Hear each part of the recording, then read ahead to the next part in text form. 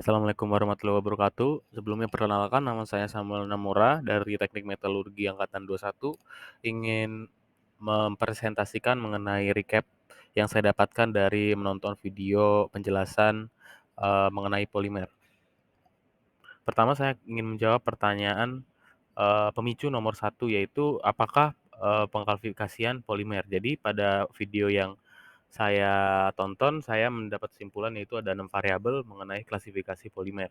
Yang pertama itu adalah berdasarkan komponen organik dan inorganik. Jadi polimer dapat dibagi menjadi polimer organik dan polimer anorganik.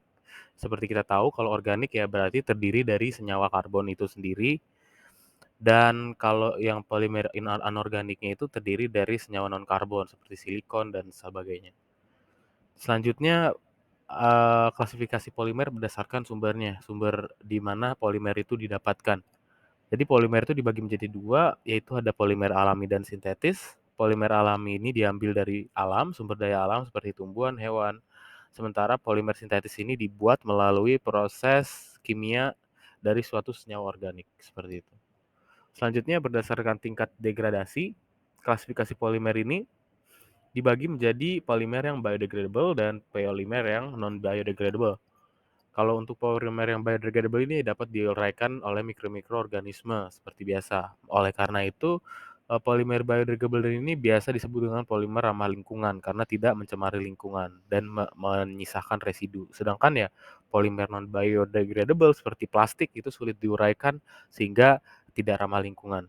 Selanjutnya untuk berdasarkan struktur untuk klasifikasi polimer itu ada 4, yaitu ada linear, bercabang, eee, silang, dan cross-linking. Jadi untuk masing-masing struktur ini membuat si polimer tersebut memiliki, sifat mekanik dan sifat termal yang berbeda. Selanjutnya untuk yang kelima yaitu klasifikasi polimer berdasarkan monomer penyusun. Yang seperti kita ketahui polimer sendiri itu berdasarkan monomer-monomer yang berulang-ulang ya. Oleh karena itu, karena perbedaan monomer tersendiri itu dapat mengklasifikasikan polimer sebagai tertentu. Jadi untuk pengklasifikasian ini didasari oleh monomer-monomer seperti homopolimer atau identical monomer, yaitu ya perulangan pada monomer yang identik. Selanjutnya yaitu copolimer, yaitu, pengulangan terdiri dari polimer-copolimer yang, terdiri dari 2 atau lebih jenis suatu monomernya. Selanjutnya yang terakhir yaitu ada berdasarkan teknisitinya. Jadi polimer dapat dibagi menjadi 3, yaitu ada ataktik, isotaktik, dan simbiotaktik. Kalau polimer ataktik sendiri memiliki rantai polimer yang tidak beraturan dalam susunan spasialnya. Nah, kalau untuk polimer isotaktik ini memiliki rantai polimer yang teratur dan spasialnya yang sama. Sedangkan yang terakhir itu memiliki rantai polimer yang teratur, sedangkan susunan spasialnya itu bisa bergantian.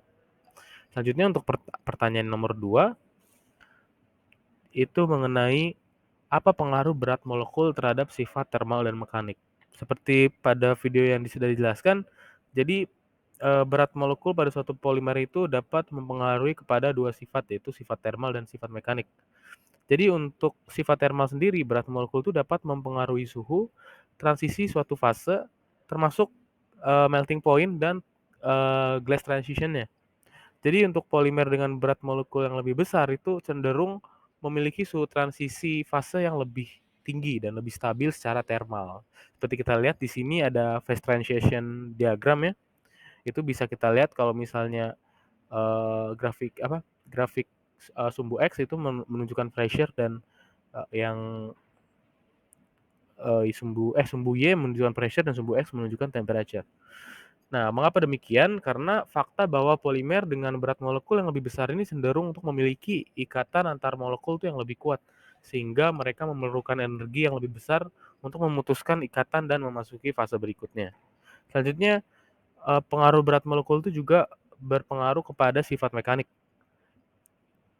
Karena polimer dengan berat molekul yang lebih besar ini cenderung memiliki sifat mekanik yang lebih baik seperti kekuatan, kekakuan, dan ketahanan, seperti aus dan sebagainya. Oke. Bisa untuk pertanyaan nomor 3. Nomor 3 saya ingin menjawab mengenai pertanyaan apa saja yang memengaruhi kristalinitas polimer. Jadi untuk faktor mempengaruhi kristalinitas polimer itu ada 2, terutama yaitu untuk struktur polimer dan proses pengolahan polimer tersebut.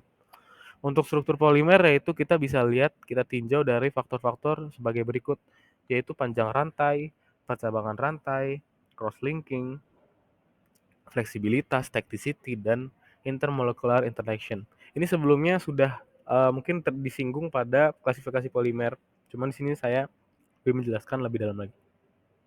Selanjutnya untuk faktor kedua yaitu ada proses pengolahan polimer, yaitu di mana di sini ada laju pendinginan, barrel temperature, injection pressure, nucleating agents, stress direction, sama interaction with solvents itu mempengaruhi mengenai proses pengolahan polimer, di mana itu mempengaruhi kristalinitas suatu polimer tersebut. Untuk pertanyaan pemicu terakhir, saya ingin menjawab mengenai bandingkan nilai transisi glass dan titik leleh dari polimer PE, PP, PET, PVC, dan PS. Mengapa perbedaan tersebut dapat terjadi? Jadi di sini saya mendapatkan suatu tabel mengenai perbandingan polimer yang membandingkan antara melting point, transition glass, dan entalpinya ya. Di sini kita bisa lihat di mana PET PET ini memiliki transition glass yang paling bukan, PVC memiliki transition glass yang paling tinggi, sementara PET memiliki melting point yang paling tinggi. Mengapa walaupun mereka sama-sama polimer, mengapa mereka memiliki sifat-sifat yang berbeda? Oleh karena setiap polimer ini memiliki struktur kimia yang unik masing-masingnya, maka struktur kimia yang unik ini mempengaruhi sifat-sifat fisik dan kimianya, termasuk tadi transition glass dan dan melting point.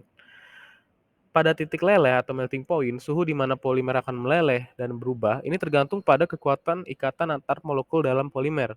Jadi polimer dengan kekuatan yang lebih kuat cenderung memiliki titik leleh yang lebih tinggi sebaiknya. Dengan polimer dengan ikatan yang lebih lemah cenderung memiliki titik leleh yang lebih rendah. Selanjutnya untuk transition glass, di sini polimer dengan struktur kimia yang lebih kompleks itu dan interaksi yang lebih kuat ini memiliki transition glass yang lebih tinggi dibanding dengan yang terbaliknya ya, sebaliknya ya. Jadi meskipun keempat polimer tersebut ini adalah polimer, mereka memiliki struktur kimia yang berbeda dan interaksi antar molekul yang berbeda sehingga memiliki melting point dan transition glass yang berbeda. Sekian dari video recap saya pada hari ini. Jika ada kurang atau kesalahan mohon dimaafkan. Terima kasih.